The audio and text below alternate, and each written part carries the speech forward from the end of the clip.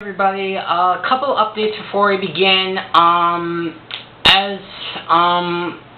Next week I have final exams, but the semester's not yet over. It's kind of a weird schedule, but basically I am taking 3 classes for like a first session, and then I have Thanksgiving break off, and then after I come back I have 1 more class and the semester is done.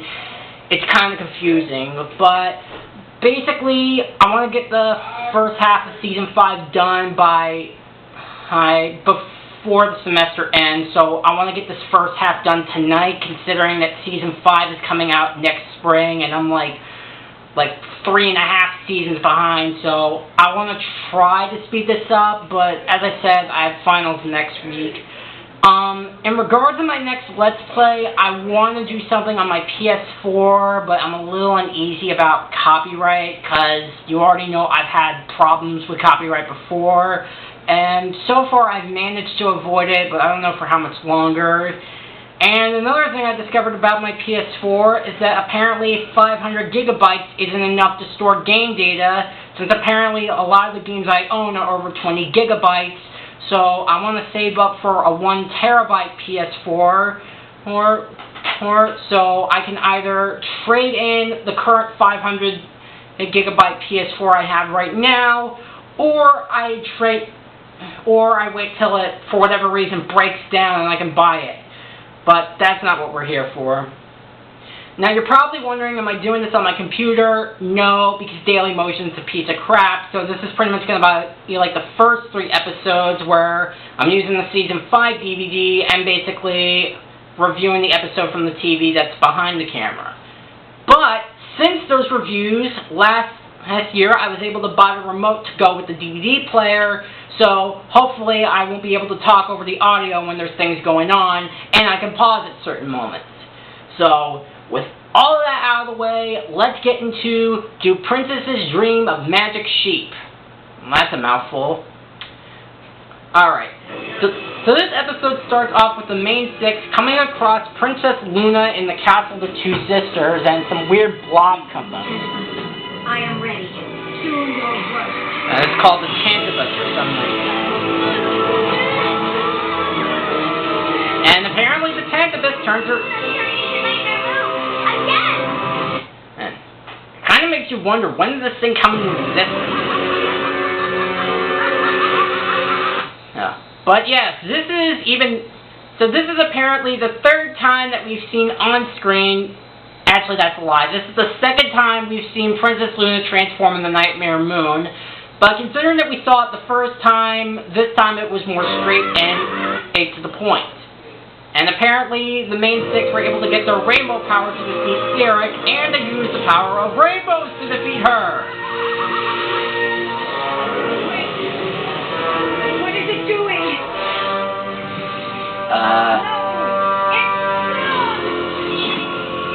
Chase the rainbow, motherfucker! It doesn't work until I have the actual clip. But apparently, Luna wakes up and it was all a dream. My dream ended happily? That cannot happen! Hey, that's pretty much just how you wake up from a dream. I wonder if Freddy Krueger has that type of dreams. Well, anyways, as I said, I don't have to talk over the theme because remote powers. So, fast forwarding through the theme, apparently we wake up, we cut to the Carousel Boutique where we see the main 6 is exhausted while trying to spend time with their pets. And surprisingly, the main 6 all have the same dream. Alright, Winona. Time for your brushing. Considering that Gummy doesn't have teeth, I'm surprised that actually hurts. And considering what we saw back in Feeling Pinky Keen, if Pinky can't even feel pain from Gummy, it makes you wonder why Winona feels pain. But yes, because everybody is so exhausted... Plum took it out to do this right. I even went to bed early last night, but then I had a really scary nightmare. Me too! Yeah, only, I didn't think mine was that scary. Well, mine sure was. There was this blue smoke monster and... What? I dreamt about a blue smoke thingy too. Me too. So like I said, apparently the main six have all been having the same dream related to the blue blob thing that we saw in the opening, which, as was already addressed, is called the Tantibus. So what? Probably just a coincidence. That's an awfully big coincidence. Huh. I wonder why I didn't have that nightmare. I slept great. Nobody cares. Oh, and by the way, I'm still waiting for that apology on Princess Spike. Still waiting on it. So then, what could have given us all the same nightmare? I don't know, but I do know who might. Spike, could you send this girl to Princess Luna? Sure. All set. Dear Princess Luna, last night my friends and I all dreamt of a creature. So, one failed joke later, Princess Luna actually comes barging in. Not me.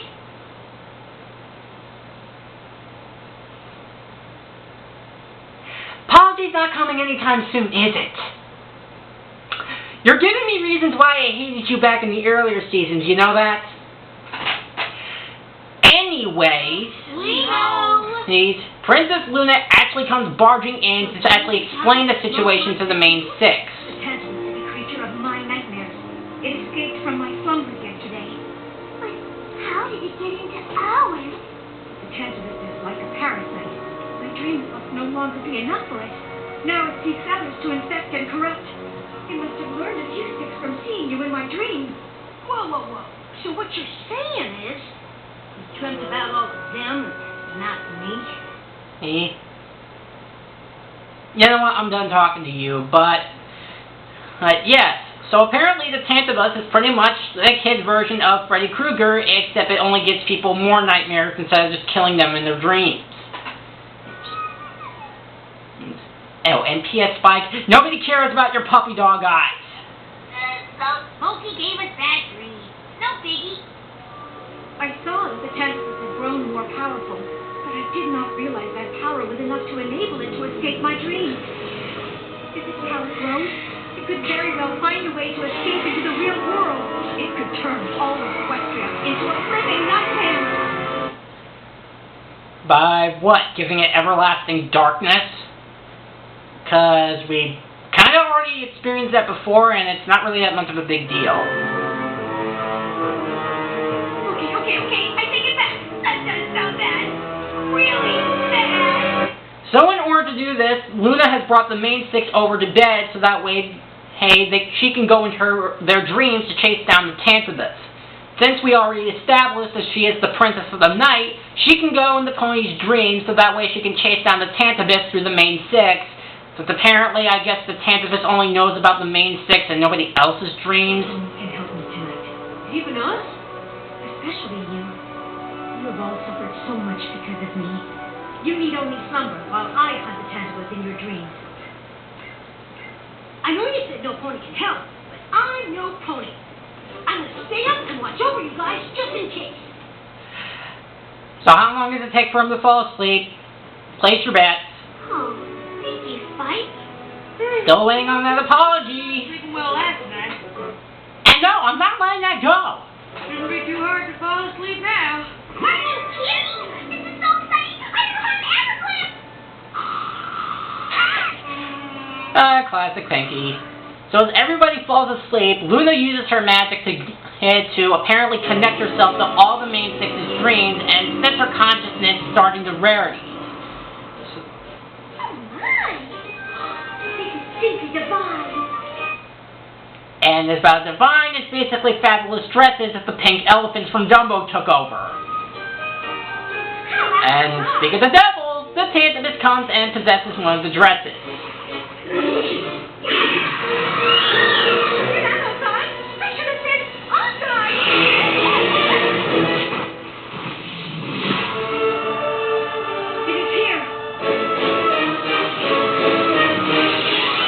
So basically the sequence demonstrates what the Tantibus does, is that apparently it infects, objects and the surroundings of the person having the dream and turning it into nightmare. It was such a pretty little chiffon. And earlier Chiffons tried to kill you earlier, but I digress. Don't do this. The Kind of funny considering that both Rarity and Princess Luna are both voiced by Tabitha St. Germain, so it's kind of funny to smile at. Please. I don't want you to suffer any more because of me. I will catch it.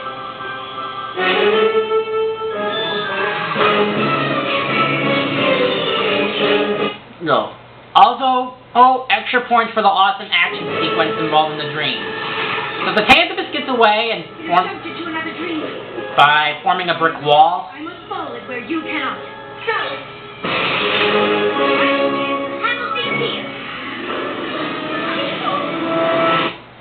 And I guess maybe, the dress is turning into a giant monster together? Whatever. So anyways, the next dream is Pinkie Pie's, as we can actually see that Pinkie is just wandering and jumping from place to place in her dream. I followed the Tantabus here. Now I need only find...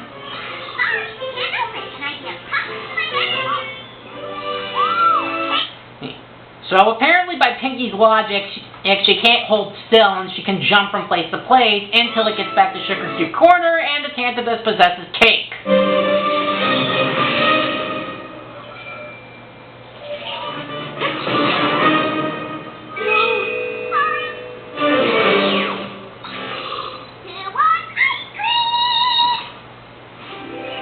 I smell foreshadowing! So anyways, next stop is Fluttershy's dream, where apparently her hair is brushed by a giant angel, who is thankfully not a jackass, until the Tantabus takes it over and...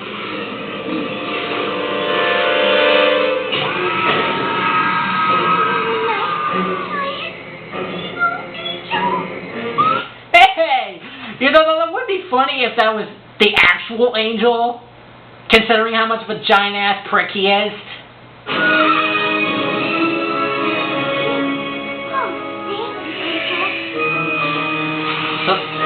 So the Tantabus escapes to a birdhouse, apparently, and Fluttershy has to deal with the giant mutant angel, who apparently has beaver teeth. Now this is what I call an incredible dream. Polishing a giant apple. And I see where this is going as the Tantabus sneaks in and basically recreates that.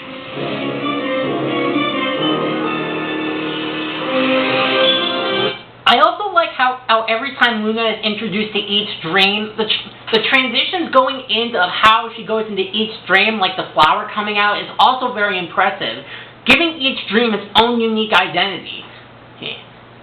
And of course, it is the dream world, and obviously, it's a dream. They're not supposed to make sense.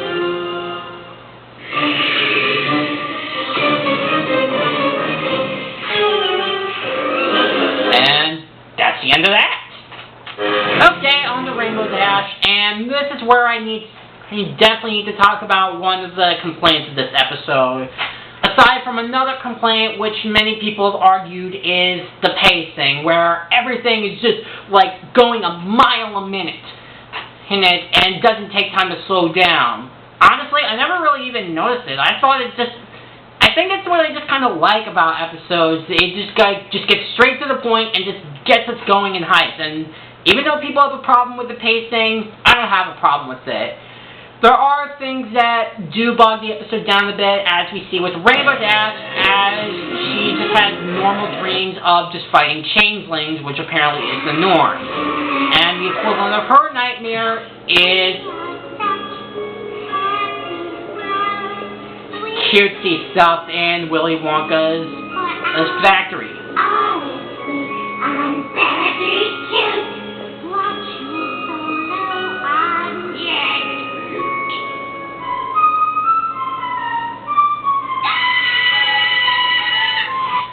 And this is apparently one of the issues that many reviewers and people have had with this episode, considering that Rainbow Dash has been around Fluttershy for a long time, you'd think this wouldn't bother her, and yeah, I guess I can see the problem with this. Yes, and I actually even found a picture online that regards to the situation, and even the characters in that dream, the other main six said that it's not as bad as this episode made it out to be. So, I don't really understand the full logic behind it, but I guess I can see where people are coming from, where it just doesn't make sense in regards of Rainbow's character.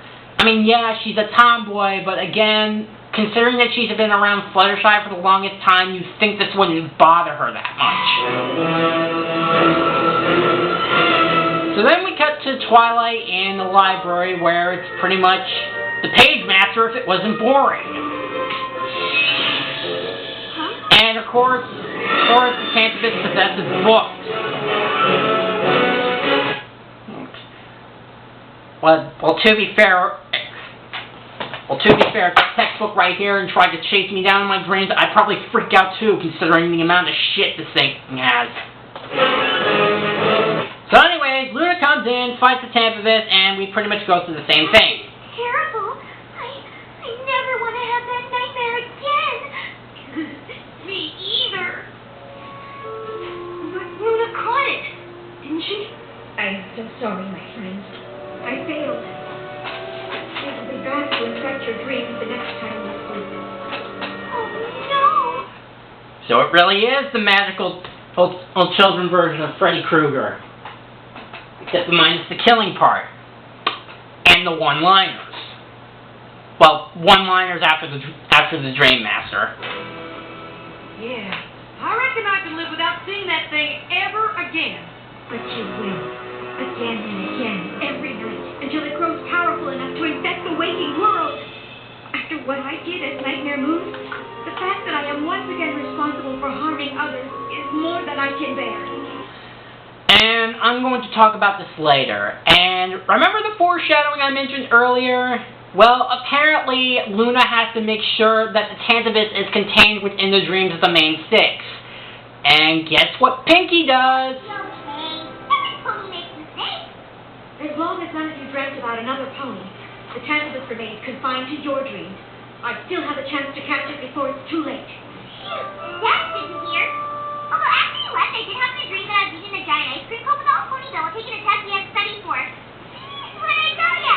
Every pony makes mistakes. A mistake that could eventually lead to the end of the world.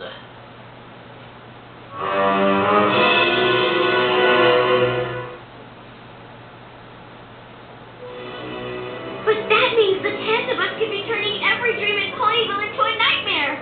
It is far worse than that. Infecting all those dreams gives it more and more power. Soon it will be able to escape into the real world and infect Equestria with its nightmare plague. Then you must let us help do something before that happens. But how? The Tantabus was able to escape Luna when it only had 6 dreams it could get to. It is true. With so many dreams to hide in, I do not know how I can catch it. What if every pony in Ponyville were having one dream?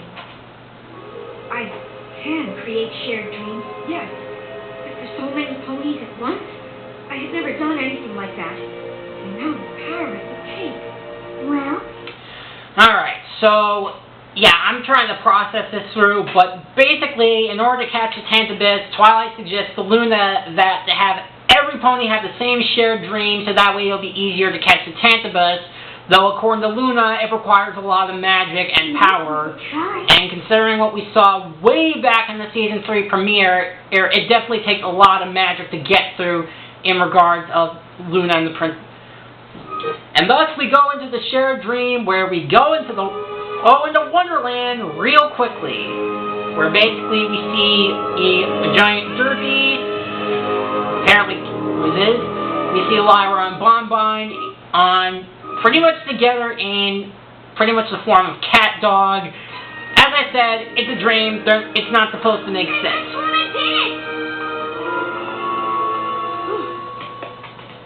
Big Mac! Boy, I'm glad to see something familiar. And apparently also in this dream, we find out that Big Mac wants to be a unicorn. Pony! Princess Luna!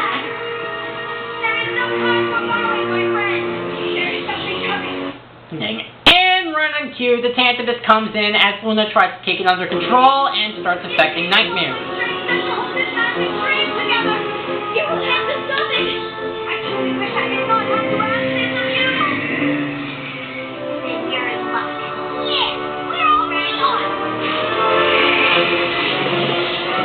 they tried chasing the Tantabis, but it pretty much grows more powerful and pretty much turns one of the house into one of those haunted places. Probably something the Addams family came up with.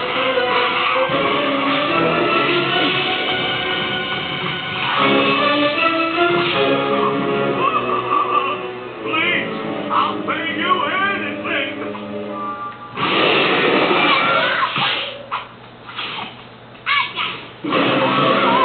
But apparently normal effective means aren't working, and Fluttershy is the first to realize, wait, it's a dream, I can do whatever I want, and transforms into Flutterbat. Don't know the logic behind it, but hey, fan service, yay!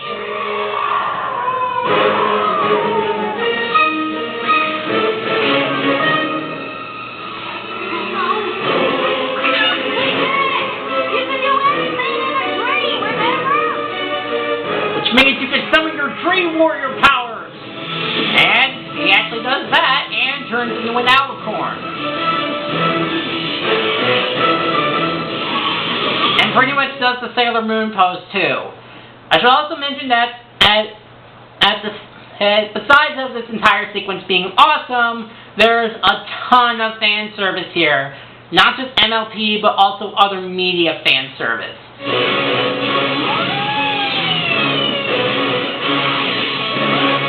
Come on! If that Tantabis thing turns any more of this dream against us, we'll be too busy saving ponies to catch them, and it'll grow powerful enough to escape into the real world.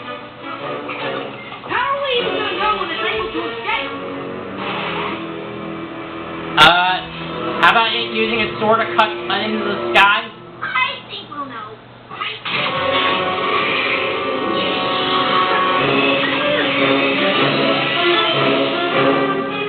So while Luna's trying to fight off using her magic to stop the Tantabis, the main six basically convinced the rest of the town to basically use... You can do now! Well, if you're gonna dream, might as well dream big, right?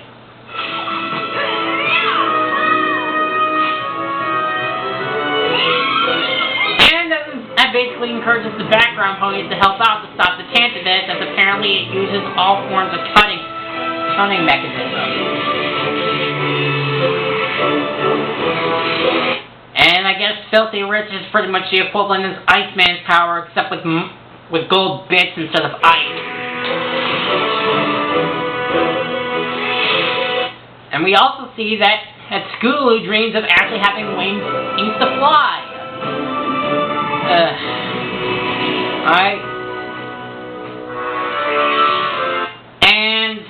And apparently Rainbow Dash's dream is basically being her power pony persona. Even though it's a dream and it's not supposed to make sense, I don't understand the logic behind it besides fan service. There's just some things that it just doesn't make sense. Also, Twilight summons the Golden Oak Library and uses the books to attack her. And Applejack also uses her... God, I can't speak tonight! So yeah, as I said, a lot of fan service, a lot of nice callbacks, some of it makes sense, others not so much.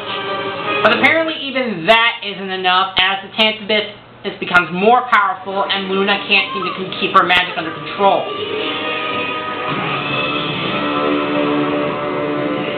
Until the Tantabis takes on the form of...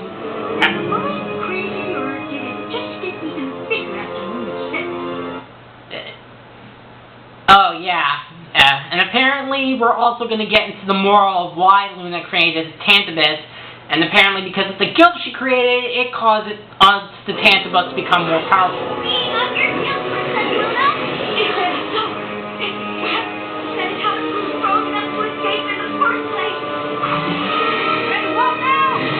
And apparently... I created the Tantabis. Give myself the same nightmare every night. To punish myself for the evil I caused this nightmare moon. What I was doing before. To make sure I never forgave myself for how much Equestria suffered because of me. Let me not learn my lesson. For now I have only made you suffer more. Alright, so So, aside from seeing the Tantabus grow into a pretty much shadowy version of Nightmare Moon, that's pretty much probably the controversial moment I was going to get into, where basically Luna created the Tantabus in order to punish herself for all the evil she's done. There have been people in the Brony community that have hated to this scenario of basically going through depression and feeling like an outcast and all that stuff like Golden Fox has. And then there are people like the Voice of Reason that just blow the moral out of proportions. And honestly, I can pretty relate to it because reality is we all face guilt like this at some point or another.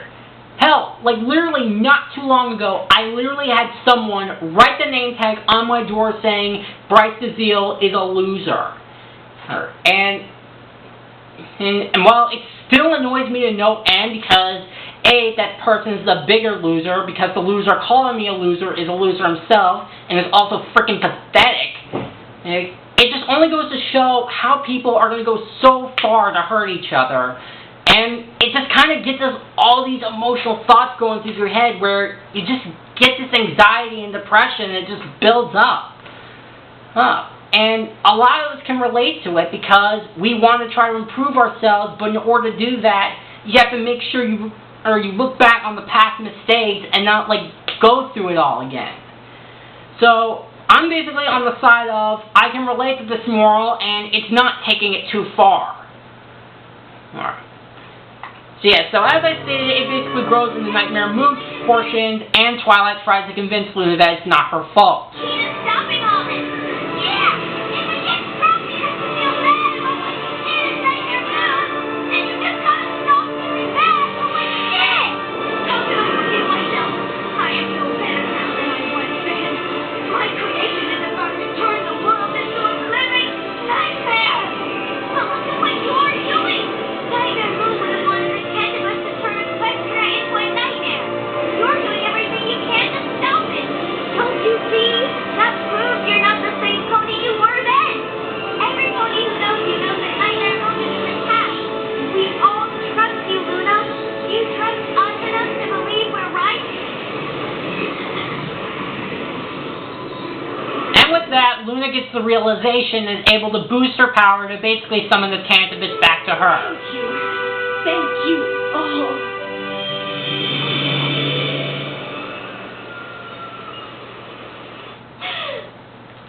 Luna did it! She sure did. Only, I'm not exactly sure what she did. Luna created the Tantabus to punish herself. The worse she felt, the more power it had. But once she finally forgave herself for what Nightmare Moon did, poof! And apparently, all the magic power caused Luna to be worn out. Wonder what she's dreaming of. And we basically find out what she is dreaming as she pretty much has a nice, comfortable dream. And thus, that was Apprentice. Can't even read the title because I'm worn out and exhausted. Anyways, that was Apprentice's Dream of Magical Sheep. And even though this episode's pretty divided, and from what I've seen, a lot more negativity toward the episode, I'm basically on the side of, it's a good episode, you people are taking it too fucking seriously, and shut the hell up. I'm sorry, I'm not letting that go. I mean, yeah, there are some things that do kind of bog down the episode. As I said, the aforementioned pacing can be a problem for some people, even though it wasn't a problem for me.